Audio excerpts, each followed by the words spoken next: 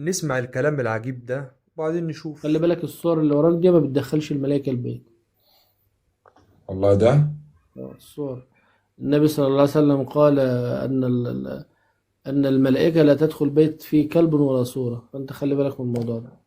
طب ده ديت مش الأوضة اللي أنا بنام فيها، ديت أوضة على السطح كده، أنا عاملها لللايف والصور أي مكان، والفيديوهات. أي مكان، سواء أي أوضة، أي مكان، الملائكة ما بتدخلش مكان فيه صورة.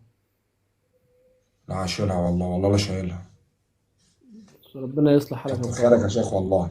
حبيبي يا والله محمد. بتعلم مني. الملايكة ما بتدخلش البيت اللي فيه صورة. أيوة كلامه صح، بس تفسيره غلط. مش الصورة اللي متصورة بالكاميرا أو بالموبايل، ده المقصود بالصورة التماثيل. يعني الملايكة ما بتدخلش البيت اللي فيه تماثيل، مش اللي فيه صورة متصورة بالكاميرا أو بالموبايل. أنا لما بسمع الكلام اللي زي ده بتعجب جدا إزاي في ناس بتصدق الكلام ده.